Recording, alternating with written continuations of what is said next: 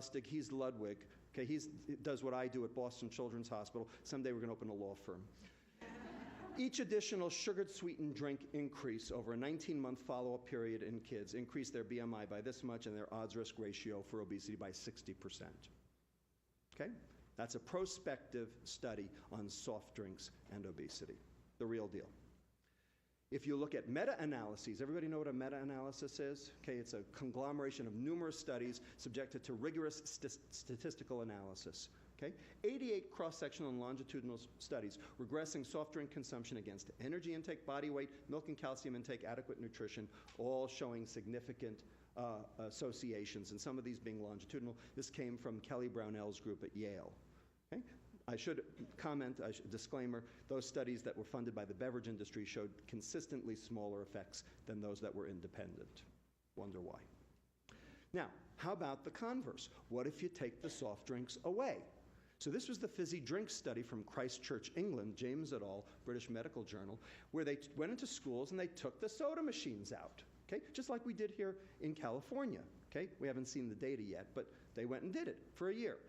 So the prevalence of obesity in the intervention school stayed absolutely constant, no change, whereas the prevalence of obesity in the control schools, where nothing changed, continued to rise over the year.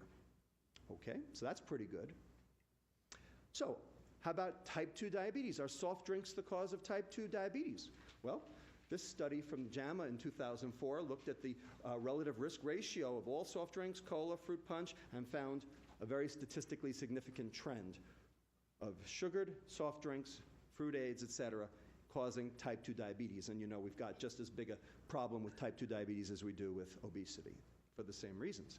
And this was a sugared sweetened beverage against risk for type 2 diabetes in African American women. Looking here at sugared sweetened soft drinks, just the downward arrow shows that there was a significant rise as the number of drinks went up. You can see that here, whereas orange and grapefruit juice, interestingly, did not. Okay? So, two different studies, two different increases in type 2 diabetes relative to soft drink consumption. So what's in soft drinks? Well, in America, it's this stuff, right? High fructose corn syrup. Everybody's heard of it, right? It's been demonized, something awful. So much so that the corn refiners industry has launched a mega campaign to try to absolve high fructose corn syrup of any problems, which we'll talk about in a moment, okay? But the bottom line is, this is something we were never exposed to before, 1975, and currently we are consuming 63 pounds per person per year, every one of us. 63 pounds of high fructose corn syrup. That's American, yes. Now, what is high fructose corn syrup? Well, you'll see in a minute. It's one glucose, one fructose. We'll talk about those at great length. One of the reasons we use high fructose corn syrup is because it's sweeter. So here's sucrose. This is cane or beet sugar, standard table sugar, you know, the white stuff, okay? And we give that an index in sweetness of 100. So here's high fructose corn syrup. It's actually sweeter. It's about 120. So you should be able to use less, right? Wrong. We use just as much. In fact, we use more. So here's lab fructose over here, if you had crystalline fructose. And they're starting to put crystalline fructose into some of the soft drinks. You can, they're actually advertising it as a good thing. Phew. And that's got a sweetness of 173. So you should be able to cut that way back, right?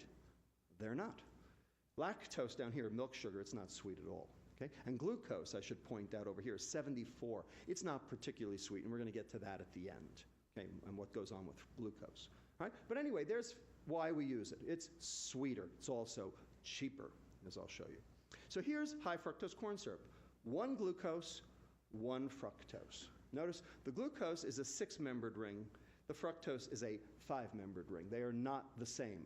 Believe me, they're not the same. That's what this whole talk is about, is how they're not the same. Okay? And here's sucrose, and they're just bound together by this ether linkage. We have this enzyme in our gut called sucrase. It kills that bond in 2 seconds flat, okay, and you absorb it. And basically, high fructose corn syrup, sucrose, it's a non-issue. It's a wash. They're the same. Okay? And they know that that they're the same.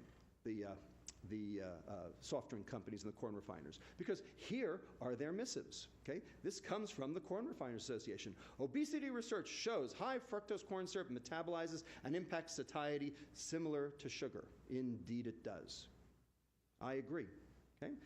At, decent meetings, academic meetings around the country. Okay? Hunger and satiety profiles energy intakes following ingestion of soft drinks. Bottom line, research supported by the American Beverage Institute and the Corn Refiners Association. They are correct. There is absolutely no difference between high fructose corn syrup and sucrose. So much so that the Corn Refiners Association, in an attempt to capture market share, came out with this entire ad campaign. You probably saw it on the back page of the New York Times. Okay? It was on TV. It's everywhere. My hairdresser says that sugar is healthier than high fructose corn syrup. Wow, you get your hair done by a doctor? I didn't know I could cut hair. Okay? If you want to see all of them, there are a whole bunch of them. You can go to www.sweetsurprise.com and see how you're being hoodwinked. Okay? But indeed, this is true. High fructose corn syrup and sucrose are exactly the same. They're both equally bad. Okay? They're both dangerous. They're both poison. Okay? I said it. Poison. My charge before the end of tonight is to demonstrate that fructose is a poison. And I will do it. And you will tell me if I was successful. Nonetheless, here's Center for the Science and the Public Interest and the Corn Refiners Association. Everybody remember last year when Gavin Newsom floated a soda tax? Okay, last February. Okay, Governor Patterson of New York has since floated one, and other people are starting to talk about it. So why are they saying this? Well, they're saying obesity is a problem, kids are drinking soda, let's tax it. Okay, so they're talking. I'm here to tell you that it goes way beyond empty calories. Okay? The reason why this is a problem is because fructose is a poison. Okay? It's not about the calories. Has nothing to do with the calories. It's a poison by itself. And I'm going to show you that. Nonetheless, I just want to read you this paragraph here, okay, in yellow. We respectfully urge that the proposal be revised as soon as possible to reflect the scientific evidence that demonstrates no material differences in the health effects of high fructose corn syrup and sugar. I agree. Here's the important sentence. The real issue is that excessive consumption of any sugars may lead to health problems. I agree. That's exactly right. Not may, does. Does. So here's the secular trend in fructose consumption over the past 100 years. Before we had food processing, we used to get our fructose from fruits and vegetables. And if we did that, today we would consume about 15 grams per day of fructose. Not sugar, fructose. So sugar would be 30 grams, it'd be double. Okay, we're just talking about fructose today. Okay? Prior to World War II, okay, before it got rationed again, okay, we were up to about 16 to 24, about 20 grams. So a small increase from the beginning of the century to World War II. Then, in 1977, just as high fructose corn syrup was hitting the market, we had increased that. We had basically doubled up to 37 grams per day, or 8% of total caloric intake. By 1994, we were up to 55 grams of the stuff per day. Remember, if you want to do sugar, then double the number. So that's 10.2. So you can see that more and more of our caloric intake, higher percentage, is being accounted for by sugar every single year. So it's not just that we're eating more. We're eating more sugar. Okay? And for adolescents today, we're up to almost 75 grams, 12% of total caloric intake. 25% of the adolescents today consume at least 15% of their calories from fructose alone. This is a disaster, an absolute unmitigated disaster. The fat's going down, the sugar is going up, and we're all getting sick. Now let me show you why. Okay. How'd this happen? Why did it happen? So this is where the politics comes in. This is the perfect storm. And it was created from 3 political winds that swirled around all at the same time to create this perfect storm. So, the first political wind, everything bad that ever happened in this country started with one man. Okay? And it's still being felt today. Okay? So Richard Nixon, in his paranoia back in 1972, okay, food prices were going up and down and up and down. I'm going to show you that on the next slide. Okay? And he was worried that this was actually going to cost him the election. So he admonished his Secretary of Agriculture, Earl Rusty Butts, I love that name, okay? To basically take food off the political table, to make food a non-issue in presidential elections. Well, the only way to do that was to make food cheap. So he was out to find all methods to be able to decrease the price of food. Remember Nixon's war on poverty? We're suffering from it today. Okay? That's what this is. Okay? Second political wind, the advent of high fructose corn syrup. Okay? So this was invented in 1966 at Saga Medical School in Japan by a guy named Takasaki, who's still alive. Okay? As far as I'm concerned, this stuff is Japan's revenge for World War II. Except, of course, that they're suffering from it now themselves. Okay? Like everything, you know, it always comes back to haunt you. Okay? And it was introduced to the American market in 1975. So what do you think happened to the price of sugar when this thing hit the market? Here's what happened. So here's the U.S. Producer Price Index of sugar going up and down and up and down. Okay? This is not good. Okay?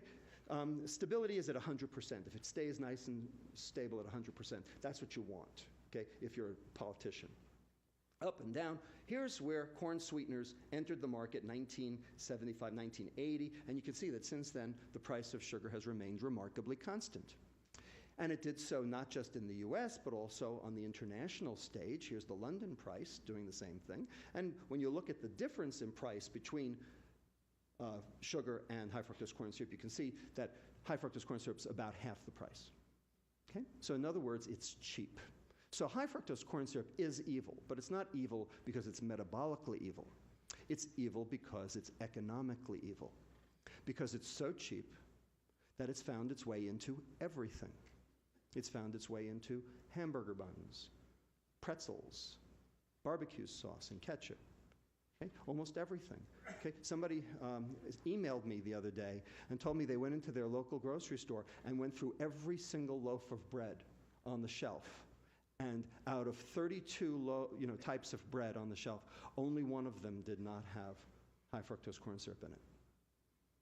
Okay? So we are being poisoned by this stuff, and it's been added surreptitiously to all of our food, every processed food. Okay? And the question is, why? Well, you'll see why in a minute. Okay? So the corn refiners like to point out, well, you know, it's just been a substitution. Okay? As the high fructose corn syrup's gone up, the sugar's gone down. You know, we're just replacing, you know, like gram for gram. Well, not exactly, because here's 73 pounds of sugar per year. This is from the Economic Research Service of the U.S. Department of Agriculture, okay? So disappearance data, okay? 73 pounds up to 95 pounds by 2000, okay? And there's something missing from this slide. Anybody want to tell me what it is? What's missing? Juice. Juice is missing, because juice is sucrose, right? Sugar. And juice causes obesity. Okay? So this is a study done by Miles Faith, a prospective study in inner city Harlem toddlers. Okay? And the number of juice servings per day predicts the change in BMI score per month in these inner city Harlem toddlers. Now, where do these inner city Harlem toddlers get their juice? From what? From WIC. Anybody heard of WIC? You know what WIC is? Women, Infants, Children, right? A government entitlement program set up under who? Nixon, okay? To prevent failure to thrive. They did. This is the equal and opposite reaction. So let's add juice in. Here it is. And so most fructose items, when you put it together, now we're up to 113 pounds on this graph. And I just heard from Brian Williams of NBC News after the most recent study came out that was in the Journal of Clinical Investigation that we are actually up to 141 pounds of sugar per year, each of us. That's what we're up to, 141 pounds of sugar per year. Okay? Now, do you think that this might have some detrimental effects on you? Hasn't stopped you, has it? That's the point. It hasn't stopped you. That's why we need to talk about this. So, juice consumption increases the risk for type 2 diabetes, okay? So this is the relative risk ratio as juice intake goes up, and this is in the nurses study, okay? Showing, again, juice consumption, sucrose, obesity, diabetes. Okay, the third political storm, okay, that swirling around to create this disaster, this mega typhoon, okay?